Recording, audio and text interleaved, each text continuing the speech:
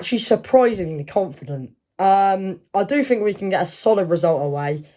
They're a very good side at Orient.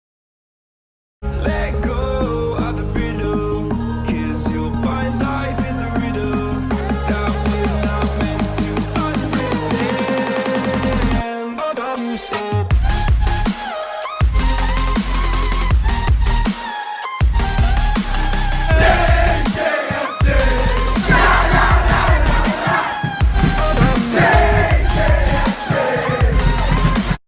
Hi guys, how's it going? And today we are back with another match preview. Apologies I haven't uploaded in over 2 weeks. I've been really busy with other stuff other than YouTube. Haven't really had the time, but I do have some videos and other things planned for the channel which you really don't want to miss. Today's preview is for our away game against Leyton Orient. The game takes place on Saturday the 3rd of October at Brisbane Road behind closed doors. In today's preview we'll be going over each of the club's previous results, the key players and every little bit of information you need to know about the clubs going into this fixture. If you have any suggestions for what else can be put into these previews, feel free to comment down below. Your support and your suggestions really make me who I am today, and you know, without you guys I wouldn't be where I am with my channel, so you mean the world to me. Legends. With all that said, let's get into today's preview. So to start off with, we will go through the first 5 competitive fixtures of the home side, Leyton Orient, going into this game. The O's have had an excellent start to the competitive season, picking up 4 wins and 1 draw out of their first 5 games of the season, with their draw coming in the league against Mansfield. They've dominated and shown class in their performances so far, with what has been an almost perfect start to the season for them under Ross Embleton.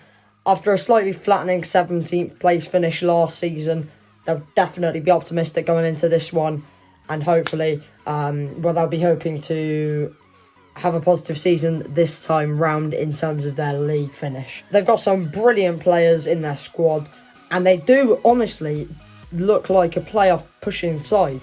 I can't remember exactly where I did put them in my League 2 predictions. I remember saying their attack was quite flat. Their results show against that, so I was completely wrong on that. But they've got an excellent team by the looks of things. I've looked at the stats and their results, and they have really dominated in their games. You know, the 3-2 win against Plymouth in the EFL Cup. What a win that was for the O's. Fair play to them, and to be honest, I do think that they can try and push for promotion this season. As we look to end Orient's undefeated run, we come into this game with 3 wins and 2 losses out of our first 5 games. Obviously, one of those losses was against, Millwall. Not exactly expecting to get, a big win against a side like that, so that's expected. We put out a good performance against Millwall, to be fair. Played good football. We did score a goal. Finn Azaz with the goal. Brilliant little player he looks like for us. But obviously we just lacked that, finishing really. We had the chances. Offside goal, obviously, from Alfie May. But it is what it is. We lost throughout the cup now, and we push on for the league this season. Our previous 3-0 win against Tranmere 2 weeks ago brought a sea of confidence into the squad as we really began to control what could have been an embarrassing result for Tranmere. Obviously 3-0 already not the best of results for them, an own goal from one of their players, but it could have been far more. We dominated in the stats, dominated on the ball, dominated off the ball. They didn't take their chances. James Vaughan, the striker that I thought would really put us in danger in that game. Obviously I didn't do a preview for that game. Once again, I do apologise for that.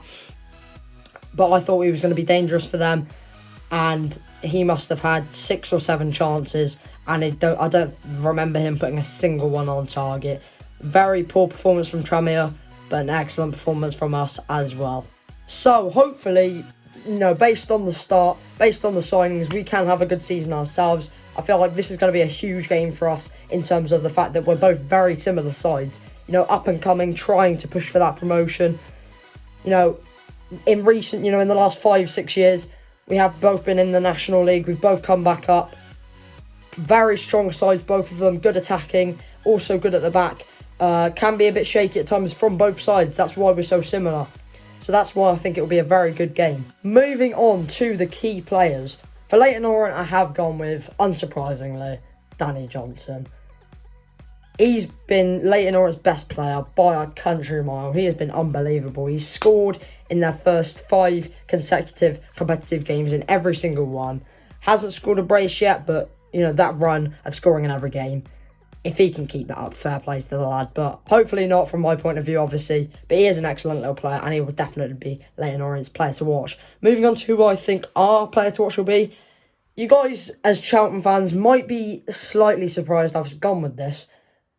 But I have gone with newly picked Cheltenham Player of the Month, 19-year-old Finn Azaz. Genuinely, he's been a fantastic addition to that midfield. And yes, he's only picked up 1 goal and an assist. However, you look at him on the ball, he genuinely looks like the League 2 Xavi. He is unbelievable on the ball in terms of skills. He's also got great distribution. There's nothing I could really fault him on. He's not scared to take a shot. He's a big lad, physical. He's good all over the board, and I genuinely think he could do big things for us this season. And he's made a brilliant start to life at the club on loan from West Brom. So genuinely, I do think he is going to be our player to watch. And fingers crossed he can put out another really good performance because, you know, previous games, as I say, yes, he's only got 1 goal and 1 assist, but he's performed.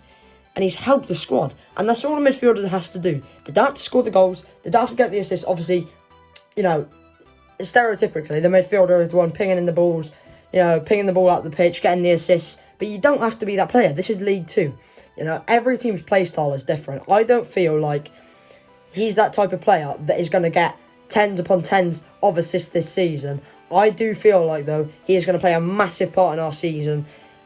And he will be one of those maybe top 5, top 10 most vital players of this season, depending on where we finish.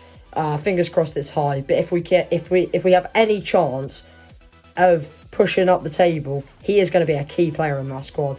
And that is why I have picked him for the player to watch this week. So here are my thoughts on this weekend's game in general as a whole. I'm actually surprisingly confident. I do think we can get a solid result away. They're a very good side at Orient, but if we can play like we did against Tranmere 2 weeks ago, it's sure to be a cracking game. I genuinely can't wait for this one. I was quite worried when obviously the Grimsby game got called off due to the virus, and also then I saw that we had Leyton Orient next weekend. I completely forgot. And obviously with everything going on at Leyton Orient, it did quite worry me, to be honest, because I knew that this was going to be a game to look forward to. I was looking forward to the game, and I was going to be very disappointed if it did get called off, but it hasn't been. It's going on. I can't wait for it. I hope you guys are looking forward to it too. I'm going to go for a 2-0 win to Cheltenham with a Hussey goal and also Alfie May scoring. So that is it for today's match preview. Thank you all very much for watching. I appreciate every single one of you that watches these videos. Hopefully the videos are back consistently now. Obviously that depends if I hit a busy patch again, with obviously schoolwork or anything else going on. But as I say, I have been planning some things for the channel, so it's not all been just me sat there, can't be bothered. I have been planning stuff, and hopefully they do go ahead. As I say, you don't want to miss them, but it's all still up in the air at the moment. But once again, thank you all very much for watching, thank you all very much for the support, and I'll see you again very soon for another video.